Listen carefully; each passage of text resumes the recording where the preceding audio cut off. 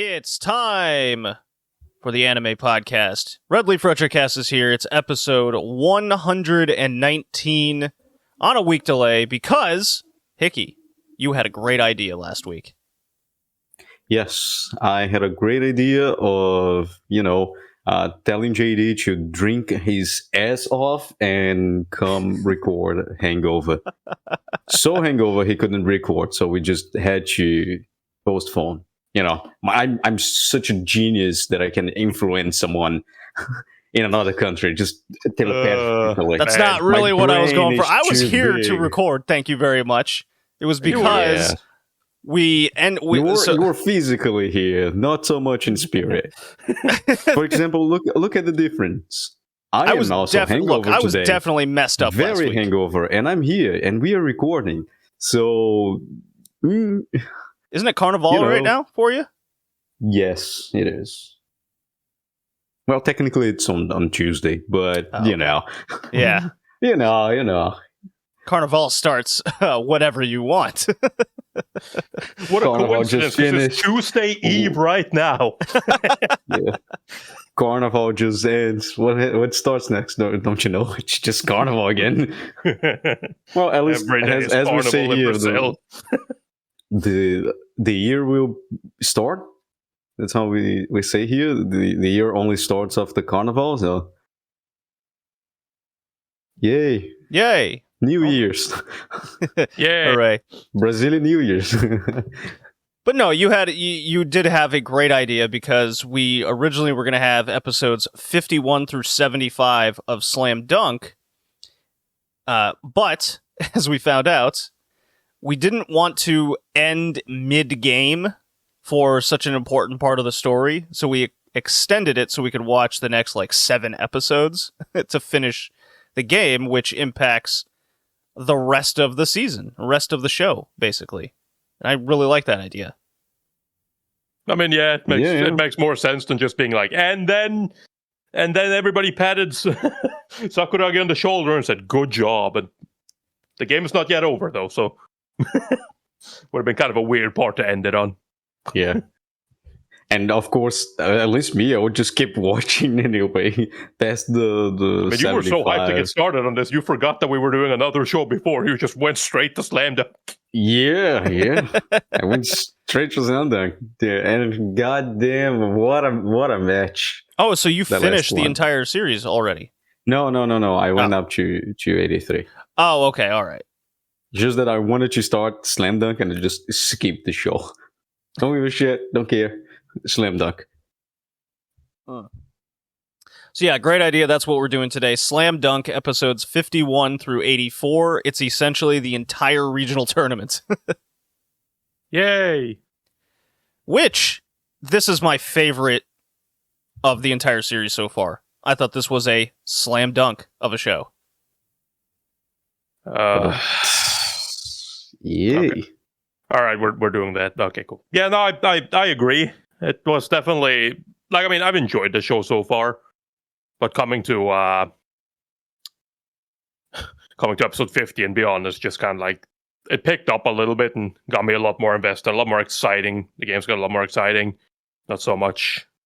I mean, you could sort of see where every game was going before. To a certain extent, you can see where this game is going as well, but everything feels more earned a little bit, because it's always there's always obviously the obligatory fuck ups and Sakuragi being Sakuragi and whatnot, and it's just kind of all right, I see what's happening here, and then it's gonna still learn, and then but things in this game, things just click finally.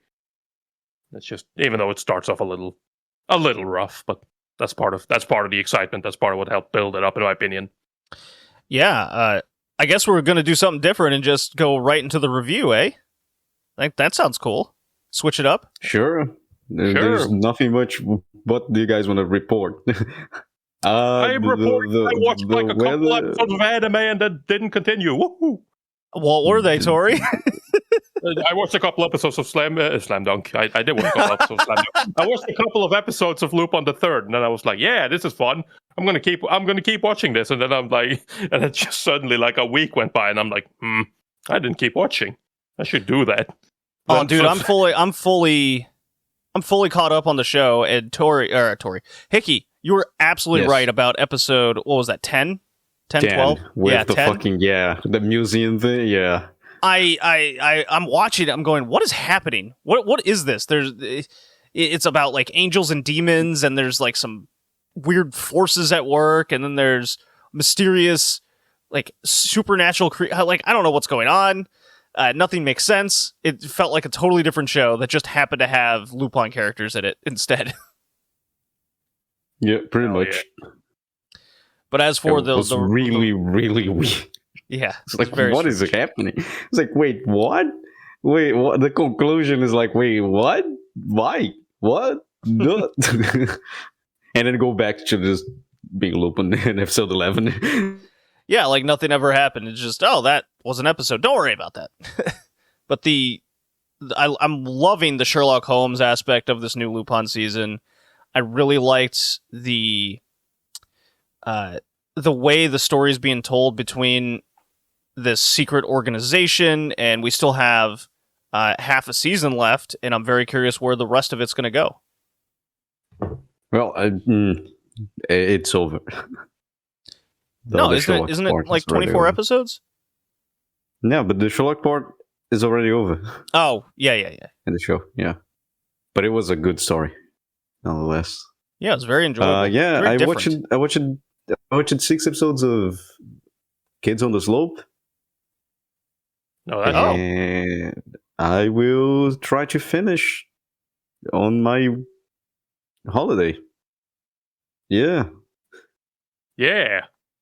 I was like, yay, it's fun. It's a little bit depressing on episode 6. And then I went to sleep and I woke up and then everything was on fire. And I was like, I don't feel like watching kind of depressing little stories right now about companions and friendship. I'll just go back to sleep and continue once I feel like it. But it's fun. It's very fun. It's well animated as well, which is great. And I like chess. I don't know why I haven't watched it. I haven't seen Kids on the Slope either, so don't worry about that part. Yeah, I don't know. Like, it's one of those shows for me. It's like I remember hearing about it a lot. Yeah, oh yeah. And I thought about watching a lot in conversation. I've thought about watching it many times. I just never did for some reason. Yeah, I didn't have anything to do, and I finished my paper, so I was like, now I have like 2 hours of my day that is basically free. I guess I'm just gonna watch some Kids on the Slope. What made it pop into your head? It was just random, or you're just like, man, about fucking time? Yeah, I have like a list of shows I keep in mind that I haven't watched, and a bunch of people talk good about it, and then like suddenly 10 years later, I just, there's that show. I guess I'm just gonna watch it. Well, so that just happens randomly. It's like, that book, that series, that anime. I remember people talking about it. I remember having the feeling or the willingness to watch it as it was airing, or contemporary to the fact of its airing, but then I just kind of left it on the side. So from time to time I just go, and that willingness to, it's not like I lost the willingness to watch, it's just that I forgot about the willingness to watch. So when I remember those shows, it's like the willingness to watch comes back. It's like, well, I'm gonna watch now. I guess it's a little bit hard to explain. My mind, like I said, my brain is too big. It's a little bit hard for me to put into. Yes, of course. Words, I often make the same reasoning. I'm trying really hard to communicate my thoughts, at least to JD telepathically, but it's not working in my favor right now. But so my math I guess brain just can't hold all this power.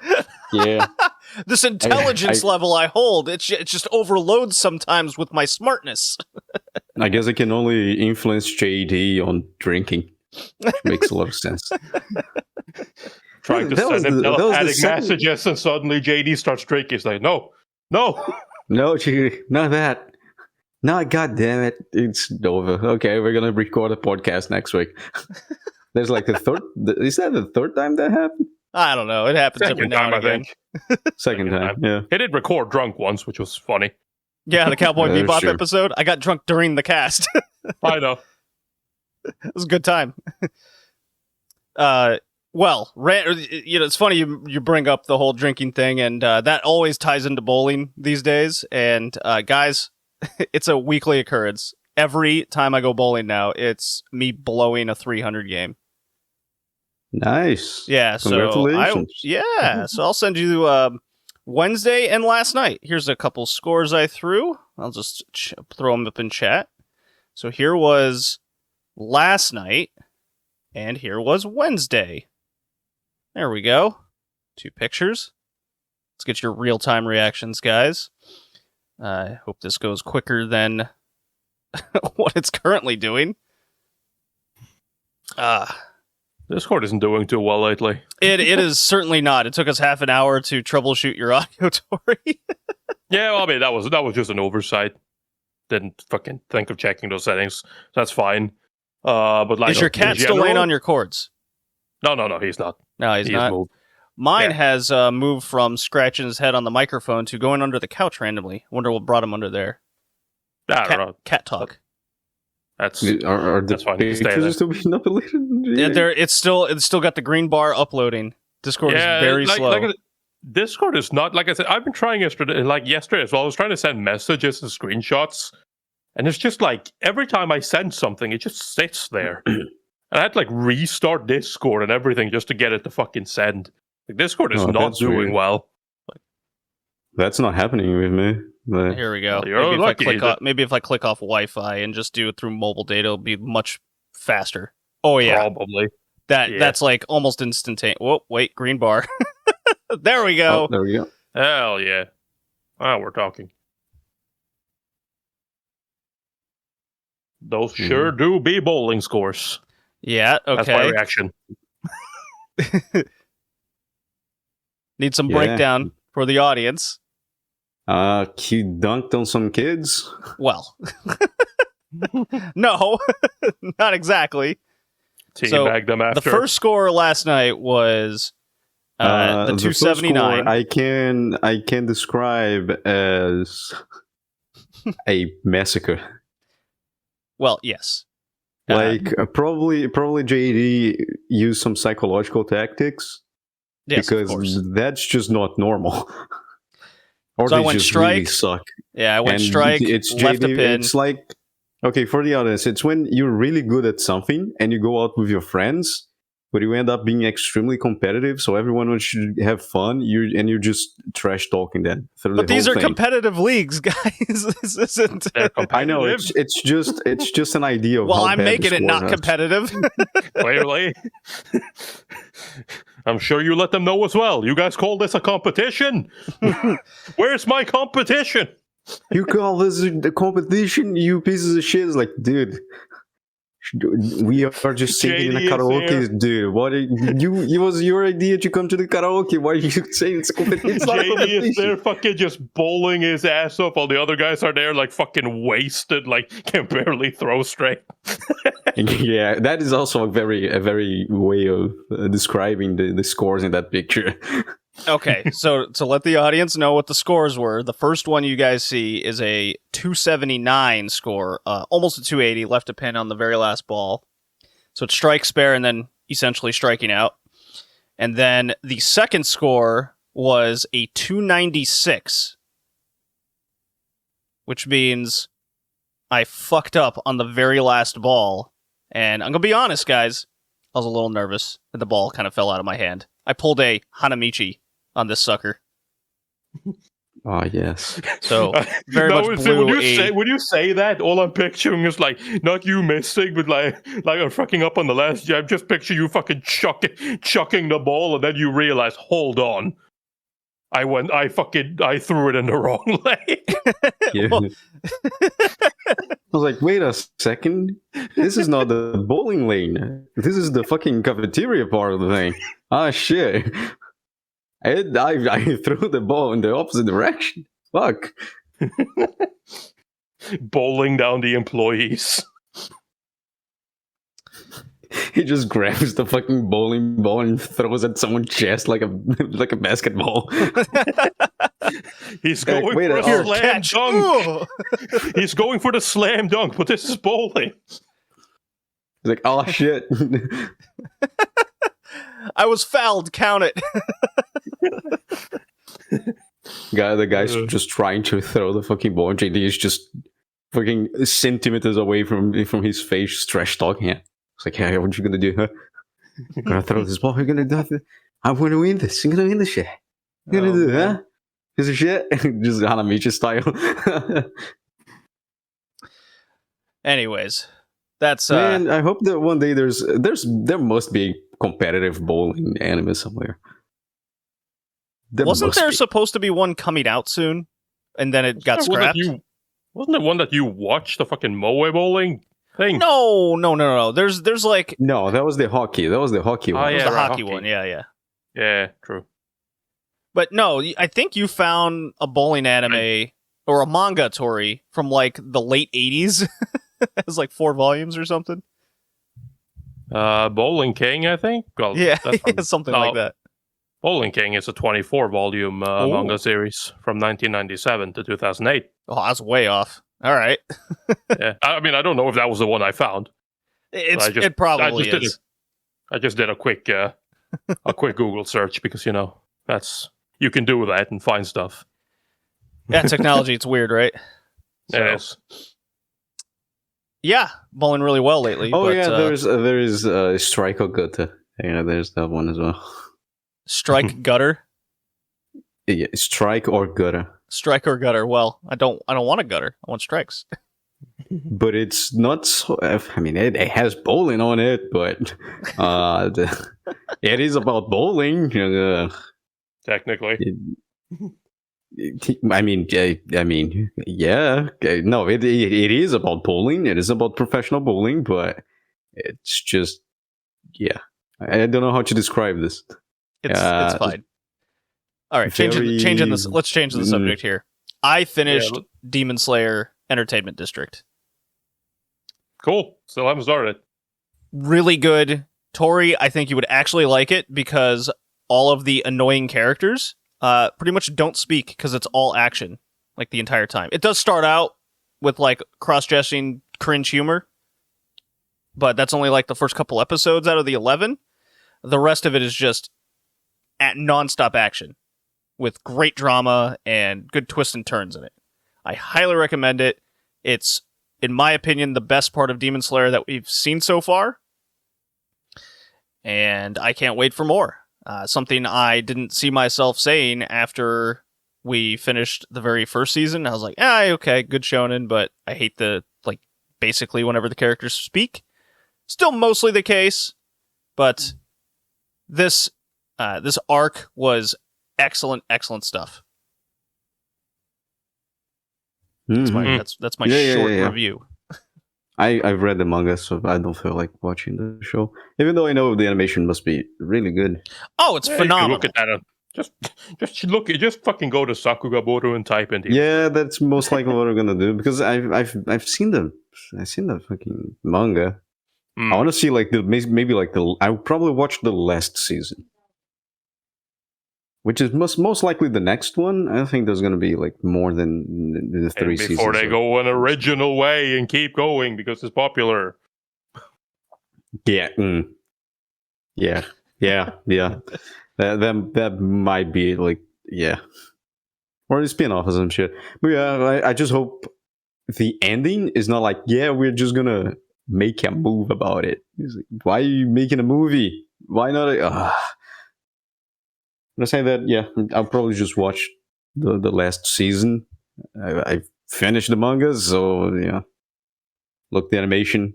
Look at the good old Sakugaboru. Pretty good. Yeah, it's a good story. It becomes better.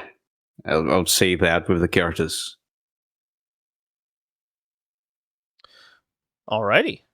I've been so besides Lupin and Demon Slayer, I watched a little bit more of the mushroom shonen anime that's going on. It's like Bisco or something or another. Yeah, Sabikui Bisco. Yeah, that's easy to say. What's the English word? Rust Eater Bisco. Way better. Way better title. Is it though? No, not really. Really? No. No. Yeah. It's very simplistic, not really feeling the pace it's going on and how it's telling its story, but as a shonen scrub that I am, it's acceptable. I don't think it's as good as Idaten from last year that I watched, but it still has enough action, and the universe that they're in is interesting, so I'm definitely going to continue and finish this series. Meanwhile, I'm weirdly still into Kuroshi Ai. I need to go back and keep watching it. I need you. I'll do it. I have free time now, so just gonna pull the trigger. You got to pull the trigger on Chateau Dankworth. Yeah. Well, I mean, shit. I guess not. The fucking Chinese man will come for me. Dude, the Chinese man is like he's Chinese, right? Yeah. He's like Chinese mafia, and he's on the run, sort of, and he's just this ruthless killer, but maybe not really. His background and what his motivations are the show. Like, he runs the show. He's the most interesting, and everything is kind of tied to him. There was just an episode, I think a week or two back, where it went over kind of Dankworth's origin story and how she was, of course, she's an orphan, and then she was saved from the orphanage by a police officer. That was nice, and something tells me there's more to this adoption story that meets the eye. Maybe it's not, but I just have a feeling. And there's clearly some sort of connection with Dankworth and this Chinese mafia guy at like a childhood type level, and they just don't know it yet. No, I'm not saying it's the greatest show in the world or anything, but it's heading towards that 5 out of 10 tops. The day I learned the JD is an adult woman. What? Where'd that come from? The show is joshi, so yeah. Oh, that's what you're talking about. Okay. Yeah. Like, I specifically said when I talked about shows, like, I don't understand how people can enjoy this. I mean, but I guess I'm not an adult woman.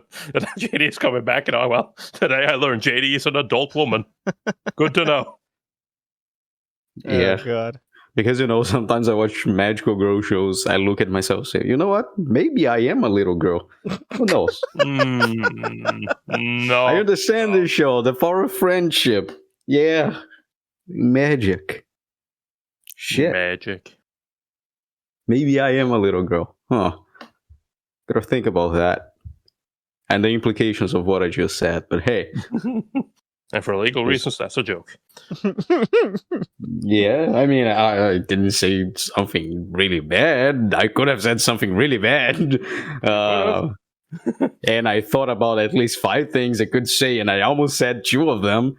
But I will just take my leave now. Can we just talk about Slam Dunk? You're a very complicated individual, Hickey. What? Yeah, and it's just the intellect that is oozing out. Right, the massive brain that you have. Massive brain it cannot contain. It's hard for commoners like you people to understand my thought process. You're not wrong there. Commoners. All right. Why am I labeled as a commoner, Hickey, compared to you? You wouldn't understand. Like I said. I just wouldn't understand because my brain isn't as big as yours.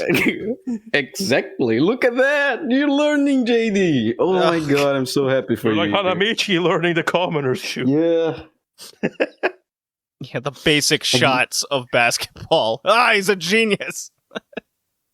Should I laugh He's like an doing a Ojo-sama as well? layup. Just, oh. All right, slam dunk, guys. I think we Slam bullshitted dunk. enough, even though we said we were going to go straight into slam dunk. Yeah, we bullshitted enough. Okay, all right. The 25 minutes in. tangent. All right, I'm playing a drop like now. Hold on. Go Speed Racer, go Speed Racer, go Speed Racer, go! Slam dunk. 25 minutes in, even though we said we'd start with it. Don't listen to us. We don't know what we're talking about. There we go. I gotta make the timestamp anyways. 25 minutes. Unbelievable. We suck. We're terrible. Man, I can't believe we've done this for over 100 episodes and we still can't even do it right.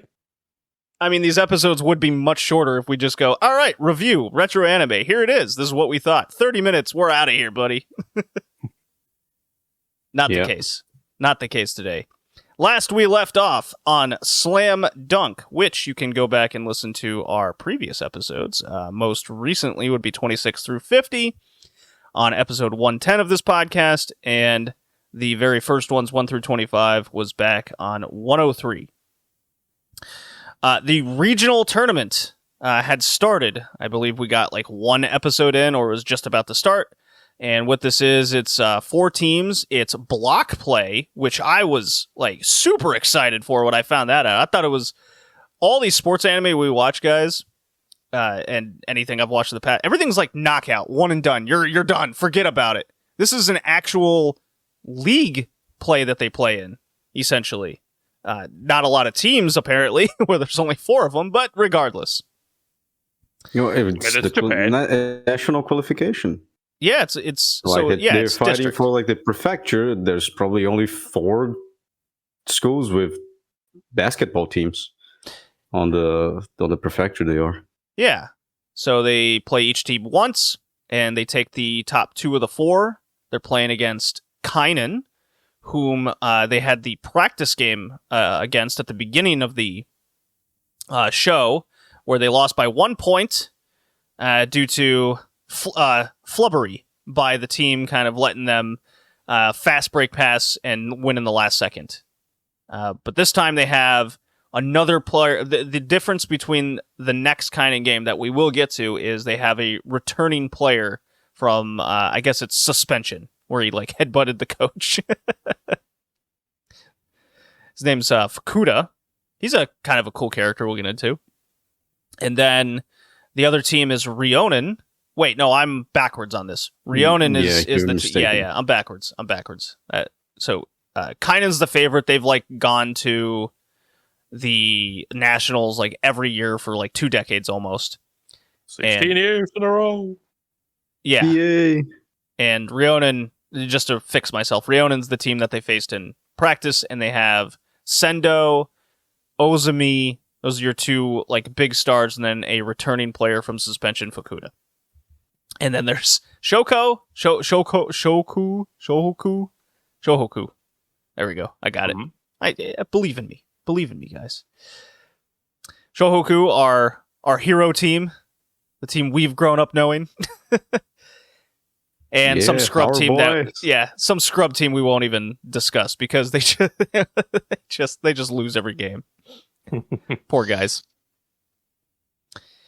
So we begin with the Kynan game, where it is, let's see, their top players are, let's see, Oda? Is he the top guy, the center? No, it's the captain from Kynan. Yeah, Oda, right? No, Oda is the little monkey guy that keeps... The one with the headband that gets into Sakuragi's face a lot and laughs at him? Yeah, that's Oda. Who's the big center of that team? He's like the star of the entire region. That's the problem, because I don't think I will... Let's see if I can find him. Maki? Maki. Maki. Yeah, it Shinichi came to us Maki. at the same time, yeah. Yeah, he's like the ace of the team. And then you have Jin, which is the 3-pointer. Yeah. So a very good team. They are well-rounded. They have a good coach. They run plays. Basically, they're a team, right? And the after that is like kind of it's the scrub team that Shohoku faces, where Hanamichi was practicing his short jump shot. So just in the paint, just a regular shot, a layup, and he oversleeps and misses the game. They destroy them. So Because that of leaves, and then the third and final game is against Ryonen, the rematch in real play, not a practice game. In between that is a game between Kainen and Ryonen, where it's not as lengthy and drawn out as us watching a Shohoku series game, but you do see what was it, like 6 or 7 episodes of this game where it shows you where Kainen and Ryonen differ and where their strengths are.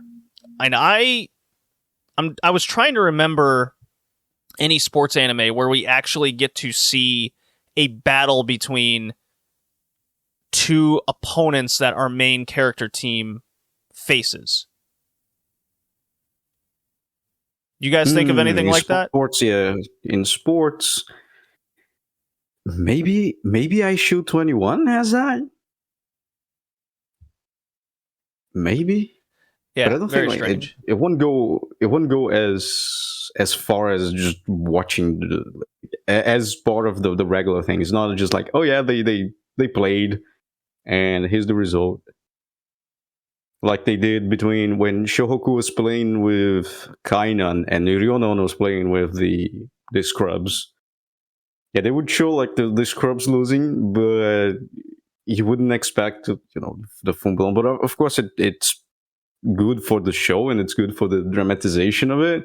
Yeah, I thought it because did they are set it good up teams, really well. and yeah, they are good teams, and it's fun to watch matches in this. So it doesn't matter if Shohoku is playing or not; the matches are fun to watch, regardless. And you show how strong they are. Although it comes a little bit back to bite the show because Ryonen is so powerful and can almost win against Kainan, but then just gets ran over so easily by by Shohoku. The power scale in the show is a little bit manipulated to say the least. You think so? Because I don't know. I thought so. There's pivotal moments in the Ryonen Shohoku game where the coach of Ryonen, like, he knows what he's doing, and clearly he's got a battle plan, and there's ebbs and flows to the game that makes, like, what the coach does makes absolute sense in the world. And there's easy explanations to why he's making those decisions, and you see it in real time. The anime does fall into a trap of every once in a while explaining a basic rule of basketball where it cuts. I'm like, okay, well, I get it, but maybe someone else doesn't. That's fine. Whatever. So the power scheme, I think was handled well because it really came down to the game of basketball itself, which can change the game at any point in time. So even though Shohoku is a young team, they're also inexperienced together, and Hanamichi is a complete amateur, but he has instincts, whether he knows it or not, for both good and bad. And while a team like Kainen is the best all-around team with players that have played together for a number of years, and then you have Ryonen with essentially two excellent players and one that's probably like on his way to the NBA. Yeah. Three very different dynamic teams. So when you kind of put it all together and you pit them against each other, they're more even than you think, despite certain aspects on paper might tell you otherwise. And they're all high school kids. That's true. I cannot forget that. Just like, man, watching Touch is such a good thing, right? Because it puts that idea on the back of your head. It's like you're just high school kids. Don't think too much about it. But yeah, I agree with you. Definitely, it's just my problem is mostly with the game Ryonan and Kainen, because before you have Kainen and Shohoku, and even though it was very close, there's definitely the implications that Kainen isn't really focusing on Shohoku too much. They do have some cautious to not lose the game, but it's not like an all-out engagement in the game. Then you have Ryonan and Kainen, where it seems to be, or at least the show makes it be, they are actually, fighting in the game because there might be a possibility they lose, and so they need to win against Ryonan, the team most likely to also qualify. So they are going all out.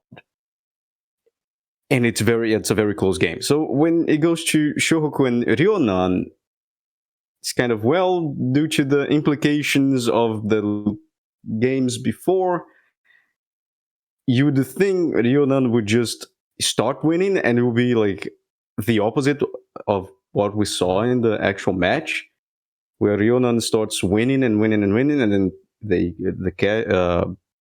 Shohoku catches up. But it was the opposite. It was just Shohoku starts winning, and then it's just just a roller coaster of emotions during the game. I don't even know how many fucking quarters that game had, because it's so lengthy. It's like 12, 13 episodes. Yeah, well, it's 2 20-minute halves, which even in like when I was playing in high school, that's what it was. So even what the other aspect I really like about this is it had such a good sense of reality, except one aspect, and that's like other people and spectators going, "Oh, they're up by 6 points. They'll never come back." I'm like, guys, it's two shots. Like, that was the only aspect I kept laughing at. I do like that though, because it's like, I mean, that's been a thing in the entire show so far, where it's literally just like team takes the lead, and then somebody in the audience go, "Well, there is no way that the other team will be able to come back from that." It's like, motherfucker, we've just started. They scored once. They have 2 points. Yeah, it's like 10-2, and they go, "Oh, well, this game's over." I was like, 3 minutes have passed. What are you talking about? Like, if it was football, I could understand, because that would be a little bit difficult. Jesus Christ. Yeah. But it's fun regardless. Yeah, like, you have a match is longer than most of modern shows. But yeah, that second match is just a roller coaster of emotion. Holy shit! You mean Ryonan versus Shohoku? Yeah. It's going to go down as one of my favorite kind of sports matches that I've seen in anime right now, because it was just done so well with ebbs and flows to the game, except the one comment where they're like 6 points, it's over kind of situation. That's the only part that's ridiculous. There was good amount of drama in it, and I think a lot of that wouldn't have been possible if they didn't set it up prior with the two matches, one with Shohoku versus Kainen and Ryonan versus Kainen. We got both of those. It's more than that. Because everything is so well built for the drama of the match. Hanamichi fucking up in the Kainen match. Yeah. Going around, having that early rivalry with Shusuke. Mm-hmm. Yep. The coach having a heart attack. Hanamichi saving the coach, and then you go to a little bit of the story of Hanamichi and how he got home, and that was fucked up. Like how he was fighting, he got home, and his father's just down with a heart attack. He tries to run to get help and got intercepted by a gang and like got beat up. And because of that, like it implies that due to his nature, his father died, and it's really really fucked up. And then you have all those dramatic points, and it just goes into a match, and the match just exacerbates everything. It's not only Sendo and what is the name of the guy? Ozumi? No, the show. I forgot his name. Rukawa? Rukawa and Sendo was like at the beginning of these episodes, at episode 50. It feels like if Shohoku and Ryonan will go into a match, it will be Rukawa versus Sendo, and just like that. Because a lot of the times, early in the show, the matches kind of resume about one-on-ones. But this match is just everyone against everyone, and then Hanamichi at the end just flying. With jet noises. With jet Yeah, it was wild. That's important. That became a staple in more than one sports anime. That when something impactful happens, you gotta have the jet noises. Reminds me like Hajime no Ippo. Same thing there. Whenever a fucking big punch comes up, you just hear the fucking jet engine start revving. My last great compliment I'll give this show, especially in this season, is so often in sports animes, especially the team ones, whether we're watching soccer animes or baseball animes, and even other basketball animes, there's so much player teleportation, which gets it gets absolutely absurd. You don't know how they just magically appear at different parts of the field or court or wherever. They make these amazing plays, but you don't actually see the player moving in the way he does. And for an anime that came out in, what was it, 1990? Is that where we're at? 1993, yeah. This came out. And there are just certain aspects of the show where you know where the players are, how they're positioned, and they take their time to zoom the camera out so you see the formation, and then they will flash to the player making a play, a pass, or whatever, and you'll get even dialogue during these plays, such as a coach prior going, leave this guy open, go double team this dude. You go, okay, he's a guard, so he'll be positioned at the perimeter. Maybe I'm just using my basketball experience to just know this. And you go, okay, well, they're going to leave him open. And so you get Hanamichi at the top. Rukawa is double teamed. And you just expect the amateur to just pass it to him. But he overcomes that, throws it to the open man. No look pass, which I loved. Yeah. And it was all based on the context and showing where you know the players are. The other one was another good example of this is the amazing quote unquote sendo pass where he's at the top, goes behind his back, and throws it down to Ozumi down low, and due to the positioning of where Hanamichi always is, because he all he's taught is how to rebound. And combine that with the fact that the character Fukuoka was established as he can't make a fucking jump shot.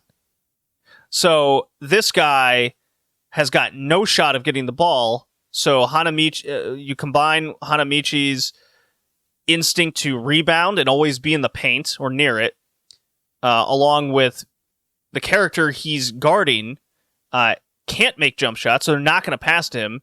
It makes sense when Hanamichi is just behind our big, lovable gorilla guy, Akagi, to be there for the block in these key moments. He's just always there. And the coach inevitably goes, why is he there? He's supposed to be guarding that dude. Yeah. Yeah, I mean, I do agree with you. I mean, obviously, there are some exceptions, especially like on fast breaks and whatnot, which they don't necessarily go teleportation, but they kind of always got around a lot of the fast breaks by simply being, oh, look how fast he is. There's always someone who catches up, which I think is kind of funny. Regardless of like, on one hand, you like fucking Sakuragi is like, oh look, he's faster than everyone else, and suddenly the other team gets a fast break, and it's just like, wow, look, or like fucking they get a fast break, and it's like, wow, look how fast he is. It's just like find that kind of funny. There's always somebody who's like, there's always one person who's like faster than everyone else, and it changes depending on who it is that's fast breaking. Yeah, well, it's also the position of players, and you're not going to have your forwards and centers naturally at the other end of the court, but you always have the guards, and just the innate way the teams play and the way the game's played. All it takes is another step or two, and the guy's ahead of you. It's not like football/soccer where you're not going to get a dude come from the fucking box and all of a sudden he's at midfield. It's much larger than that. I don't know, man. Attacking goalkeeper. Yeah, right. Oh, where'd he come from? He was there the whole time. But I mean, I agree. It is nice. There's definitely a lot of thought being put into just positioning and all of that, and how this is supposed to play out. And then, of course, always the tiny things like the fucking like holding the ball for way too long, which is technically not way too long because everything is just slowed down, and kind of stupid like wiggling back and forth for like 70 minutes. Holding the ball, which always played up for laughs, but it looks very silly.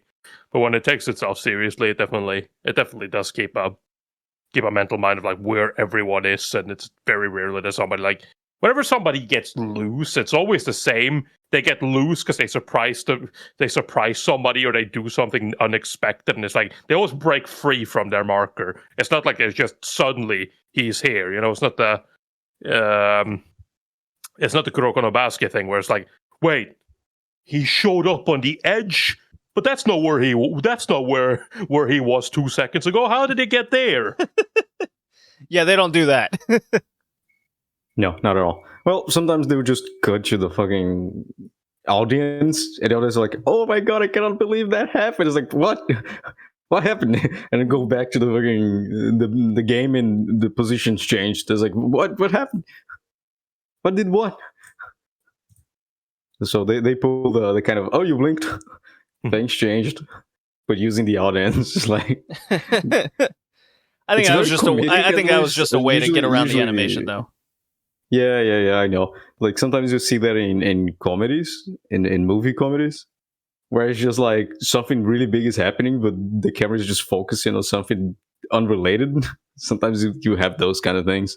Of course, it's just save animation, and why not? But it's still very funny. It's like, oh my god, I cannot believe he did that. It's like, what? What did he do? Show me. I don't mind if it's a blur of paint. Just show me what is. It's so amazing. And it's like, oh no, it's over. You blinked. It's like, okay. Next play. Yeah. I guess we can get into some of these games. Kainen versus Shoku. What an ending this game had. And I really liked how they ended up getting there due to... And it all... I love how... our main character is Sakuragi, Hanamichi. And it's all about his development in junction with Shoku getting better. And each time he develops in such a short amount of time, it's so unexpected, and it's kind of all on his instincts. And the more he learns the basics of basketball, just the absurd way of him getting better coincides with the team getting better. And it does. I mean, it's also like there's a lot of practice that goes into it as well, because it's like, I mean, they focus a lot on him being a beginner. Right, which is true, which is why he falls for a lot of, which is why he falls for a lot of like basic shit, like a simple feint and he's gone, like stuff like that. Right, he doesn't have the instinct, or he does have the instincts, but he doesn't like. I guess he's too gullible. Like he doesn't he doesn't know enough to like expect a feint. So when they pull it on him, it's like, what the fuck just happened? Yeah, But at the they same make time, it you up. see the things that he does, the things that he does actually practice. Like he's obviously being made fun of for not being able to shoot, but he starts working on that. And he starts working on that a lot, right? He puts down a lot of effort, and that's the sort of thing that like you often see. You realize that's what when you hear the coaches talk, the opposing coaches talk, because they never factor in that. It's like a lot of the talk about the Hanamichi from the other coaches sort of comes into like it is idea that like he doesn't really practice, or at least not more than anyone else does, because that would be silly. He is just a beginner, and then it's like, well, actually, hold on, has he been practicing? I mean, I guess you still have like the other coaches that go like, nah, Hanamichi, like just let the guy be. But like, it's been 3 months since this guy started playing basketball, and he's in that level. Something is off. Something feels off. I don't know. They are always worrying about Hanamichi, but not enough to do something. And when it comes down to the game against Ryonan, that is a big factor of that. But even with Kainan, the coach of Kainan is like, that guy's a beginner. Yeah, he's been playing for 3 months. 3 fucking months? What? And of course, you also go 3 fucking months. What the fuck? I thought it has been 2 years because goddamn, the time dilatation in this anime is really, really fucked up. But it's like, holy shit, this guy's been playing basketball and is already that good with 3 months. Shit, I should think about that as a problem to my team. Well, they kind of do, but they also do just basic shit to fuck him up. And there's a key line that's used a number of times is kind of the Kainan dude that's on the bench. He always goes, man, he gets like run by so easily, but his freakish athletic ability is so wild that all he has to do is take one step and use his crazy jumping ability, and the guy getting by him doesn't mean anything because he's still like, what is Sakuragi, like 6'2"? I think that's what they have him as. Yeah, right? 190, 192, 193 in centimeters. So I think that's like, maybe that's 189. 189. 189? 189? Or 199? Yes. No, 189. Okay, 189. Only just taller than me. So that's what, 5'10", actually? Is it? Think so? I don't know. I don't use those metrics. Yeah, hold on. Oh, sorry, they are not metrics. No, 6'2". No, he was 6'2". All right, I was right the he first is time. 6'2". I was right the first time. Yeah. So yeah, he's 6'2", and he's about 4 inches shorter than, 11 centimeters shorter than Akagi and Ozumi, because I believe they both have him set at 6'6", 2 meters, right? Wozumi is bigger than Akagi. He's like 203, I think. Okay, all right. So yeah, they're a ballpark. He's an absolutely gigantic Japanese guy. Yeah, he is a huge Japanese dude. I can teach you endurance and ability to the game, but I can't make you taller. Oh, coach, you're right. You're right. I kind of love looking at those flashbacks of him, though. It's just like, man, look at Osumi when he started playing, and you just see like, who the fuck is that tall ass beanstalk of a dude? He's so fucking skinny compared to now. Yeah, I like that it shows him training. It's like, oh my god, this guy doesn't even know how to run. What the hell? Yeah, he's like slipping and falling, puking after every practice. Dude put in the work. Can't say that. Can't say he did not do that. It's like they are taller and brilliant, but goddamn, they are so ugly. That's an actual line in the game. Yeah, they're freaks. They're gorillas. I love it. So the Kainan game, what really brought it home was showing how ridiculously good Rukawa is, but he's still a high schooler, and he used up all of his energy in the first half to keep the game in line with each other against Kainan. So then when the second half happens, the dude is essentially worthless. They even established he scores only like 6 points in the entire second half. He gets subbed out of the game because he's just so exhausted. that plays into another factor again in the Rionen game. The Akagi injures his ankle by landing wrong, which been there, my dude. That's how my career ended, was off of something, just freak accident like that. Well, it was kind of on purpose. The guy who pushed me, but anyways, and that plays into a major factor as he's got to tape it up, and he's only got a week or two before the Rionen game for it to heal. So it wasn't that bad of an ankle twist, but you get injured and you come back in the game, you're worried about it. Been there myself. It makes absolute sense. And because of his injury, him being the best center in the district, they do let everyone know that Akagi being injured was why essentially kind of truly beat them. And, well, obviously from Hanamichi's blunder at the end, but they were pretty much going to lose that in the first place, because when it came down to the final shot, the big defender from Kainen tipped the ball to block the winning shot, just tip it enough where it messed up.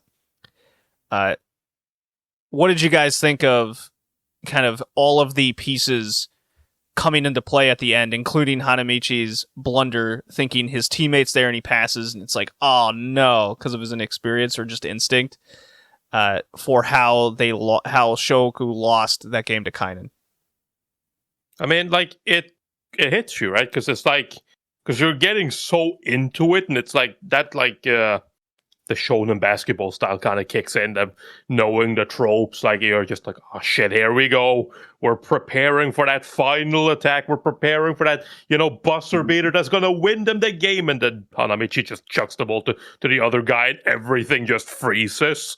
Everything just stops. Music stops, everything. And you're just like, oh shit, he fucked up. It's such a weird moment.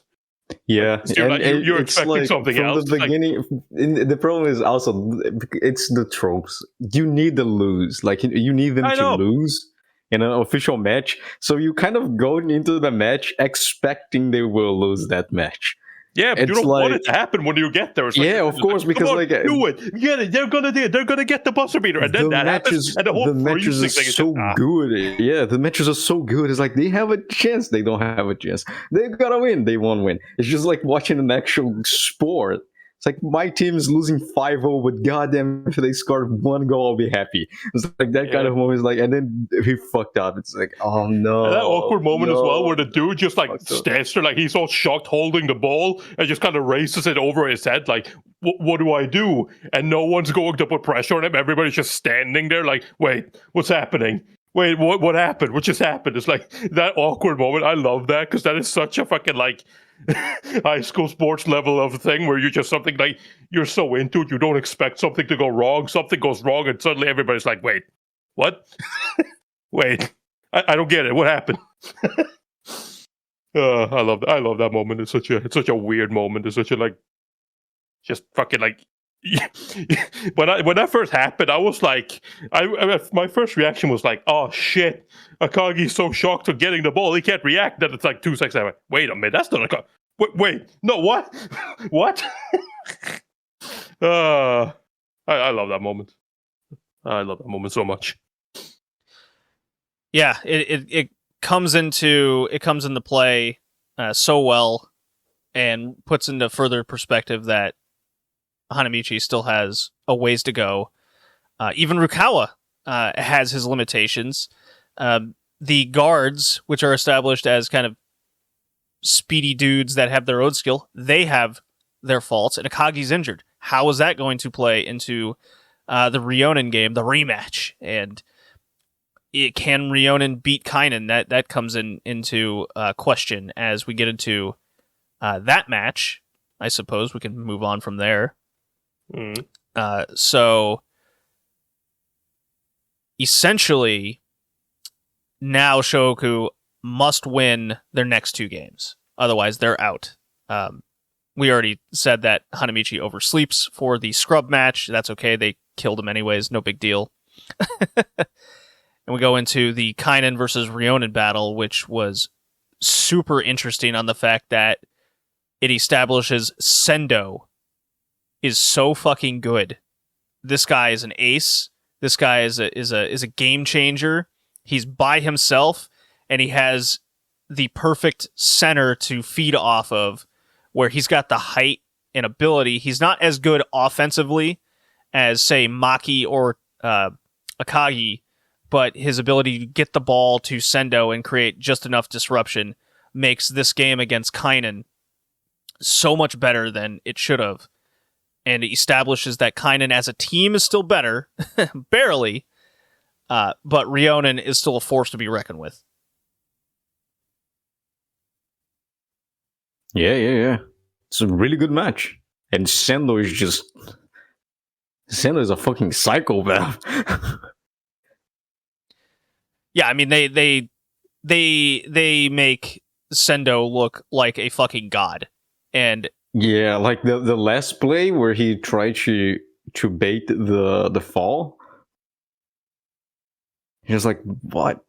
He consciously decided that it's either there or just lose, when he could just extend the game in a tiebreaker, but he decided not to. He's like, what the dude, this dude is special. yeah. So Ryonen ends up losing the game against Kainen. So Kainen's through. Winner take all match, Ryonen versus Shoku. There's still the question around Akagi's injury, how developed Hanamichi is, and then you have your three other role players on the team. But the X factor is Coach Anzai, who goes down with a heart attack training Hanamichi on the side. So now they have no coach to sub guys out, to essentially run the team with these psycho individuals. I'm not gonna lie, like that's like the one thing that I've been waiting for. It's just like, all right, like we've seen a lot of stuff happen with the players, we've seen a lot of stuff happen, like, but when's the moment when like the coach is gonna get something, and then he just goes down with a heart attack, and I'm like, there it is, always has to happen. Something always has to happen to the coach at some point as well. Is this the first sports anime we've covered where there's no Oni coach? I mean, technically, he was an Oni coach. Well, it was once upon a time, but not in this show. Back in the 60s, where the Oni coach Yeah, this is the 90s. They probably passed some like anti-child abuse regulation in Japan, and they're like, shit, guess I can. Looks at the fucking bamboo sword for Kendo. Is like, nah, sorry, old friend. I guess you're just gonna stay at home. You're gonna stay at home. And they show him with the fucking bamboo sword when he was the university coach. They make a reference of him using a sword to beat up students.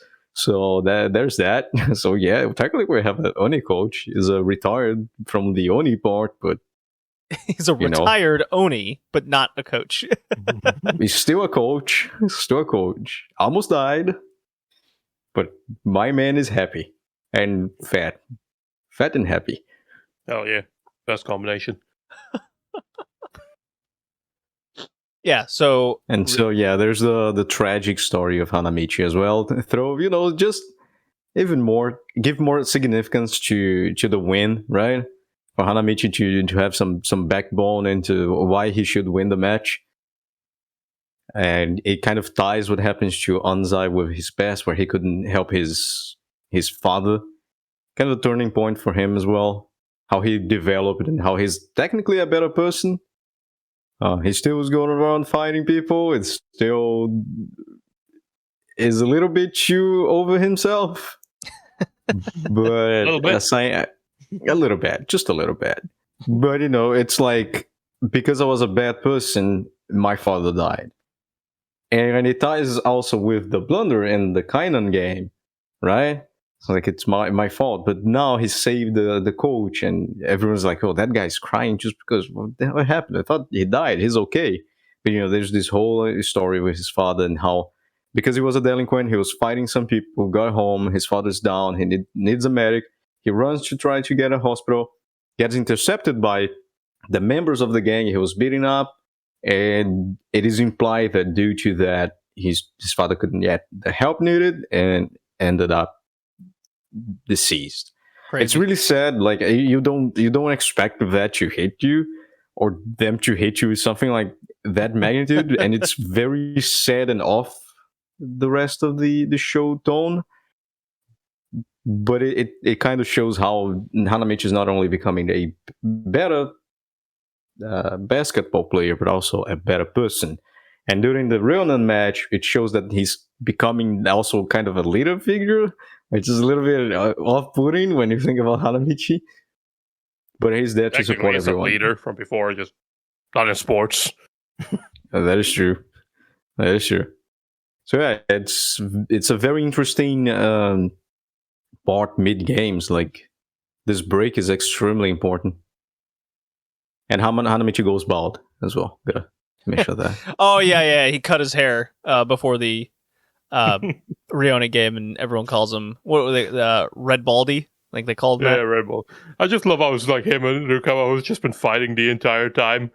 And then it's just like, after the game, it's like, it's my fault that we lost. No, it's my fault that we lost. No, it's my fault that we lost. Don't think so highly of yourself. It's my fault that we lost. It's like, man. And he just comes up and he's like, he shaved his hair. So I'm not going to shave this hair. And he's just like, this is my atonement for having lost us the match. Because just like, you didn't lose us the match. Like, man, He just goes, those two are never going to agree on anything. Yeah. So the first half of the Riona game is super interesting because Akagi is still gun shy due to his injury.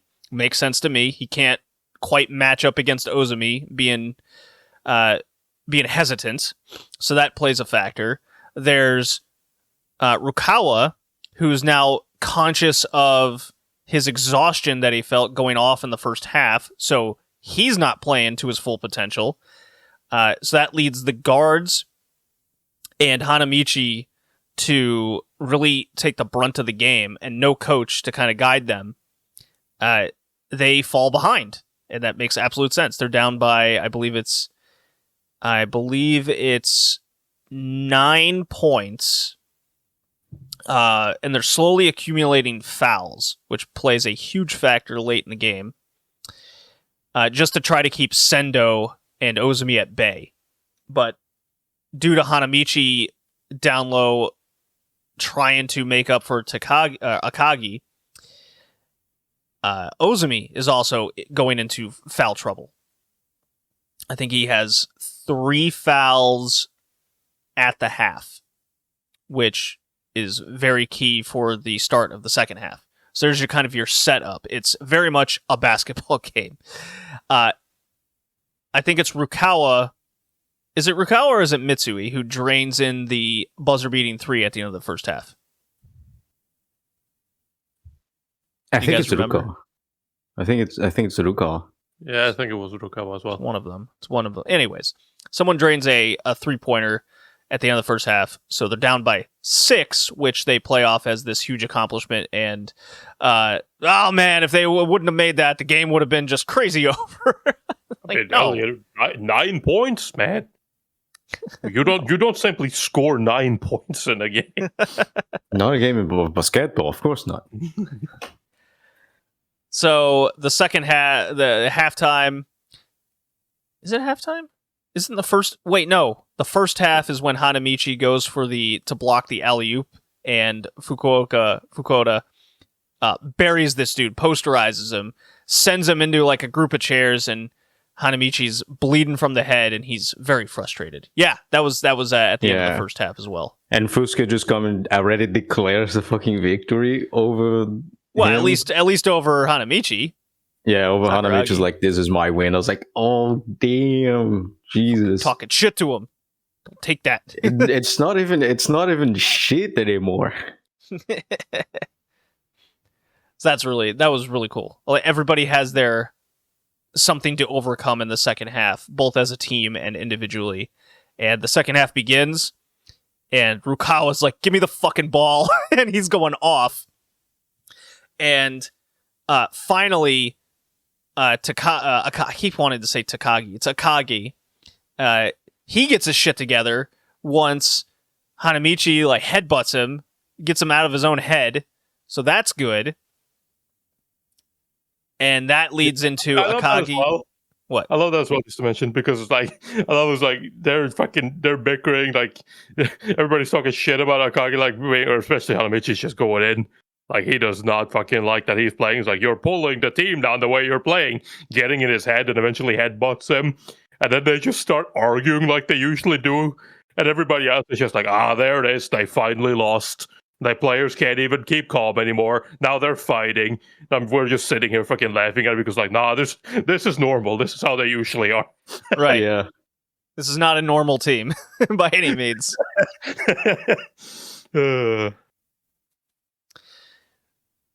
And the last key play that turns the flow of the game is Hanamichi gets a rebound. He goes for his basic shot, and a bad ref call, by the way, which does happen in basketball, and really any sport, is Ozumi gets his 4th foul of the game, essentially at the start of the second half. So now they're number 2 on the team. Their entire game in the paint is taken away. He goes to the bench due to foul trouble, and for the next 8 minutes of the game, it's just Rukawa and the guards dishing it to Akagi down low, and he is going off because his confidence is back. Ozumi's out of the game. The X factor is, of course, the coach trying to get Sendo to take the game over, which he does, just like in Kainen, to keep it close, and trying to take advantage of Hanamichi's inexperience.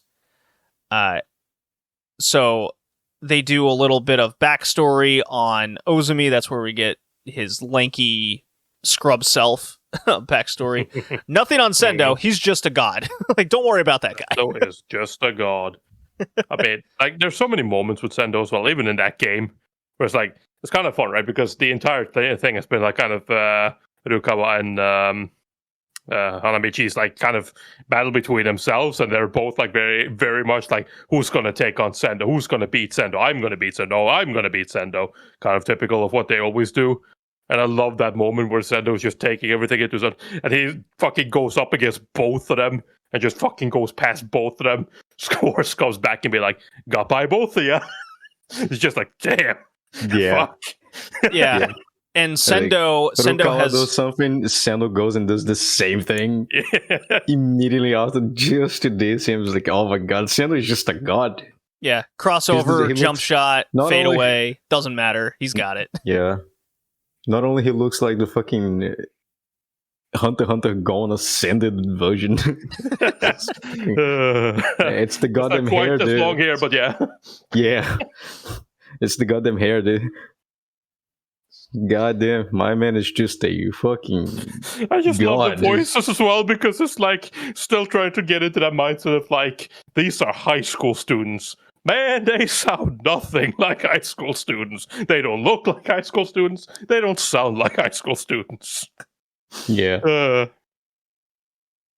It's great though. Sendo is just way too good. Well, he and also, of course they go like, well, he's good, but his mentality is not in the game. And when Uzumi comes back, it's like everything chills. It's like now he's relaxed again. I was like, oh shit. well, My man is about to pop off. well, there's other key things about Sendo that go mostly unsaid. Is he will get the ball, slow the game down to keep his team from kind of freaking out all the time, because they rely on the confidence of Sendo. And when Sendo starts getting a little tired, or guys, beat him on a play or two, he's got to get the ball and he goes, all right, one more, guys. All we have to do is get one basket. Let's just get into it. And that helps Fukuda hit the only jump shot he makes in the entire game, and it barely goes in.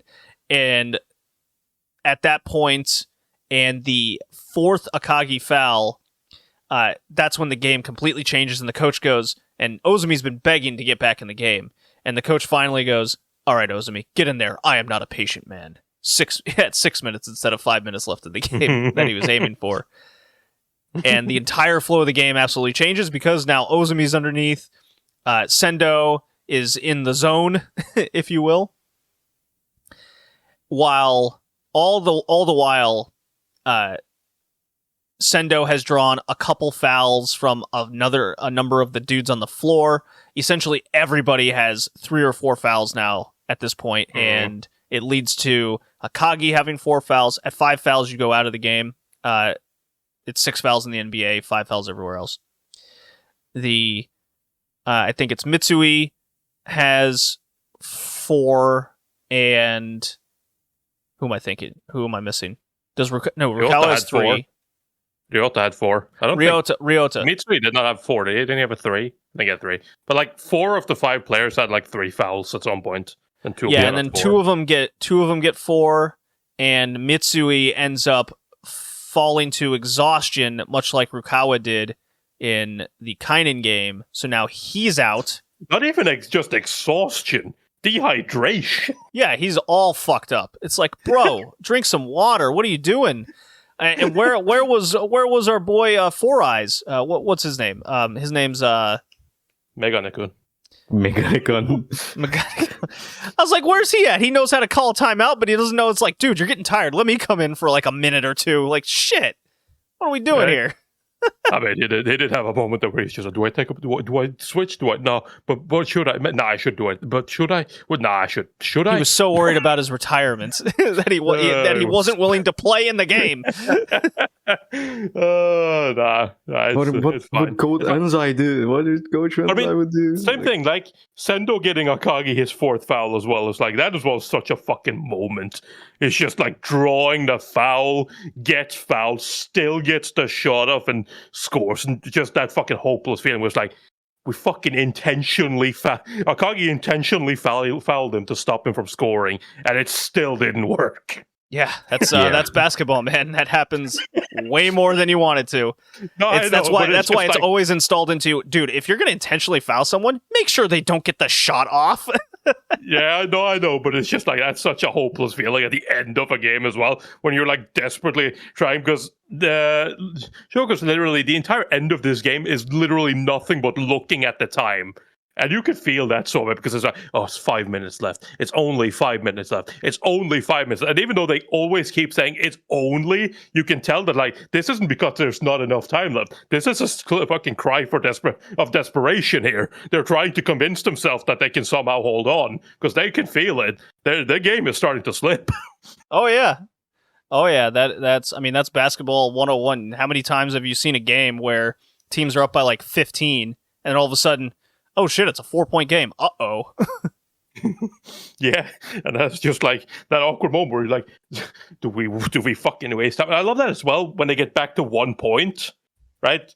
Because the one thing that sort of fucking hit me immediately was just like, shouldn't they try to, since there was not a lot of time left, shouldn't they try to fucking play the clock?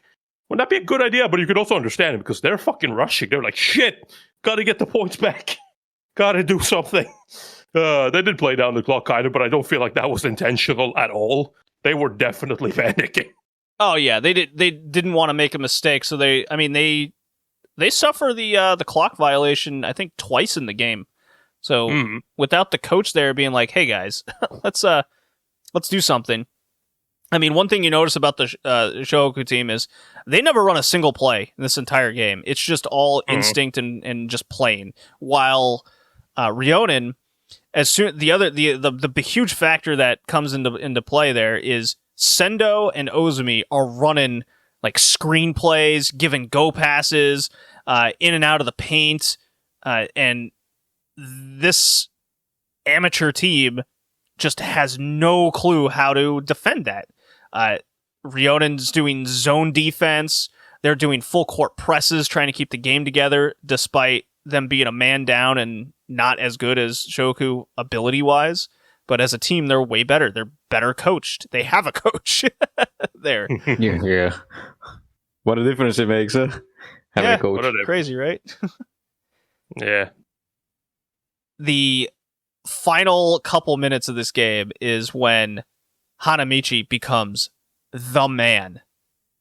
It's just, let's see, it's 3 key defensive plays in a row, 2 key rebounds, and the fucking dagger assist to Kogure where he drains the 3 because I mentioned earlier, the coach goes double team Rukawa because he's the guy to worry about. Ozumi has Akagi under control. Lay off Hanamichi. He can't do anything other than rebound. So he doubted Kogure. Kogure gets the dagger 3 to put him up by 2 because they were down by 1. So Rione gets the ball back. Another huge defensive stop from Hanamichi, and it leads to an Akagi missing the paint, but there was Hanamichi again. This is the Jets going off again as he goes for the rebound, and he finally gets his dunk. Yeah. I was like, oh, it's a rebound, get the ball, and you just see like the fucking Shohoku illuminated den. Yeah. Yeah. Everyone's like, what the fuck? Where did Hanamichi come from? And to be fair, Hanamichi just sprinted his ass off to get that. He did. Not only that, he jumped really fucking high. Which is normal, just goes for the slam dunk. And I love it as well, just that instant instinct of like what happened last time. No celebration like he normally would have loved to do. He just lands and he's like, back on D, they're gonna fast break. And you just see... Sando, Sando's gonna attack. Sando's gonna attack. It's like, and then everybody just stops and looks up and be like, wait, what? They're already back on defense, no time wasted, and there's no timeouts left for Rionen, and the clock ticks off and they lose by also 4. Fantastic. Just for reference, they didn't the 3 points wasn't to put them up by 2. It was to get enough that they got 4 points ahead because they didn't want to have because they didn't have any 3-point shooters left, so in order to extend the gap enough, Sendo goes and scores, so he puts the gap down. Oh, is that the spinning layup? He just circles around Hanamichi. Yeah. Right. Okay, yeah, you're right. Puts it back to 2, and then Hanamichi goes up, and because they win by 4. So it's like that's fine. Yeah. Like they just wanted a 3-pointer so that they could get that separation because they didn't have any 3-point shooters on the field, so they wouldn't be able to, or they didn't believe they would be able to score a 3-pointer. Which they were right. Yeah, that Kogure is such a redemption for a character that don't even need a redemption, but hey, let's just put a redemption there. It was good. He lets the ball go and then goes back to his like bringing up and learning basketball, and this was his shining moment. Yeah, and it's great. I'm like, he's gonna score, and then just goes for a flashback. I was like, no, why you did this? Can you fucking imagine though? They replay that. It happens, and he just fucking airballs it or something. He airballs it or bricks it, and yeah, they could have easily just written he bricks the shot, and it's Hanamichi who gets the slam dunk. They could have done that. They could have. I realized they wouldn't because the entire episode title and whatnot is Vice Captain Kogure's determination. It's just like, there's no fucking way they're going to have him break that. That would be so cruel. Yeah. His determination brick. Poor guy. His determination. He bricks it. Flashes. Ain't worth shit. This is why you sit the bench, bitch. No, but I do like that as well after the game as well with the coach, with Hiriona's coach, and it's just like when they're like, "Why did you lose this game?" And he just sits back and is like, "My players played amazing. We lost this game because I made a mistake. I underestimated Kogure and Hanamichi." And it's just like, man, what a game. Yeah, it's like double team Rukawa, and then you see Hanamichi with the ball. It's like, he's gonna pass the ball to Rukawa. I was like, he's not gonna pass the ball to Rukawa. Right, he'll never pass it to him.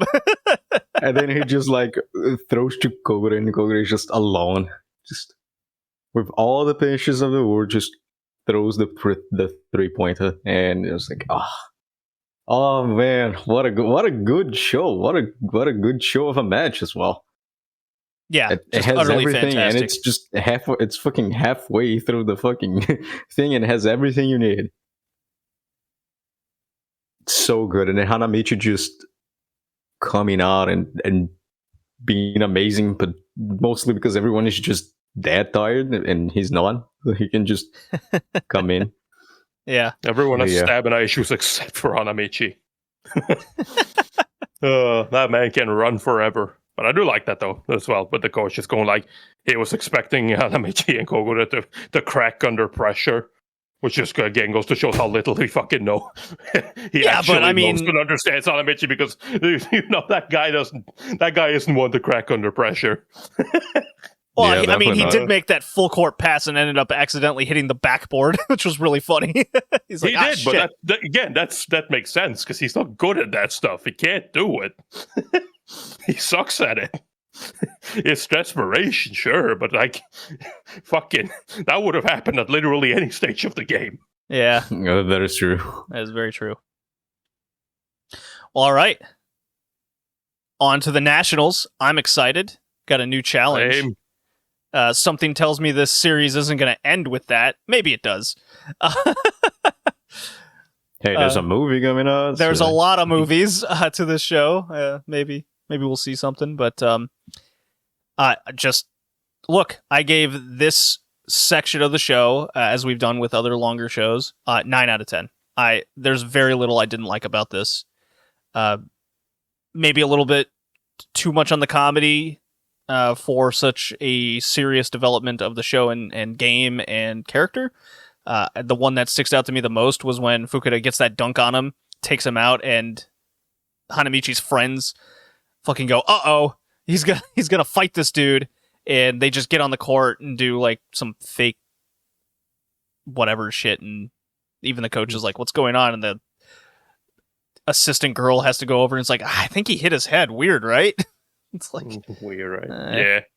I mean, there's a lot of weird stuff like that. Same things like how that, like typical kind of Japanese sports thing, where it's like every time something is needed, it's the person or at least someone appears in the crowd, walks out and just walks down and calmly talks to the people on the pitch, and everybody's just listening to him be like, "Yeah, yeah," and it's like that would never fucking work. yeah, you like had random people from the stands just show up on the court. Like, what are we doing? Where's Yeah. the fucking? Isn't there doors? Hanamichi oversleeping for matches and still being allowed to stay in the bench? Okay. Is this the second time? Okay. Expected, but yeah, there's stuff like that. But yeah, I agree. Like, I definitely enjoy this section of games a lot. A little bit frustrating early on, especially just because it's like all the things that Hanamichi has been practicing and getting better at, and then it's like you have to deal with him in the beginning never just uses. not getting his fucking head in the game whatsoever. He's more focused on daydreaming about how much he's going to beat everyone, so it can't do shit. And I'm just like, oh my god, Hanamichi, stop, please, for the love of God. You're frustrating the living hell out of me. How are you allowed to stay on the pitch? Like, fucking hell, man. If this was anyone else, they would have been subbed out a long time ago. You're just not playing. It's not even that he's just being bad like usual. He's literally just not playing. Yeah, he's like going over the sidelines talking shit to the like. Where's the ref going? Hey, can't do that, buddy. Yeah, right. But yeah, but other than that, it's a lot of fun. A lot of fun. Some moments I would have liked to see. Like I understand like what Hickey said with the whole flashback to his father and whatnot. That's important. I would have liked to see more of that, to be honest. I would like to see him go a little bit more into that. It was a little abrupt and sudden and then kind of just moved on, which I don't like. But other than that, again, it's minor things. The games itself, amazing, fun to watch, enjoyable. So yeah, 8 out of 10. Hell yeah. Yeah, I'll give it a 9 out of 10 as well. It's Hell really good. yeah. Yeah, it's very good. I am just satisfied. It is the end of an arc, an important arc. Now there's more new challenges and uncertainty on the future. Yeah, and they've That's established why if we established stop that it right Shohoku now- can lose as well, which is very important. Yeah. Too If much we in stop anime, right now, the guys just just- win all the time. I mean, like Yep. that's the sort of always been the key to the sports anime, like establishing, especially the rival, right? It's like kind of like it's a trope you have to lose to the rival, but it's like the thing that always reminds me of is like thinking back to like Ashtano Joe, for example, even. And we did like the first podcast episode on. It's the same thing. Like, we know how much that fight between Joe and that fight against Rikishi means to Joe, because we've not only seen him, a guy who thinks he can't lose to a professional boxer, not just once, not just twice, not just 3 times, not just 4 times. He gets his ass kicked many times, right? And that's why when that match finally happens, it's so satisfying. It's the same thing. Obviously, they don't go that extreme here, but like, still, it is important because you need to, when you want to establish like that power balance and like how difficult this task actually is going to be, right? You can't just skip it like a lot of sports anime do, where they just come out and be like, oh, this guy's super strong, and then they go and fucking wipe them off the court after, right? That doesn't work, right? You have to show it, right? So it's just, they do a good job of that, of like establishing like people, these guys are strong, they are difficult, and yeah, Shohoku can lose. They can even lose because of mistakes they make. Because they're high school kids, god damn it. And because they're not that good.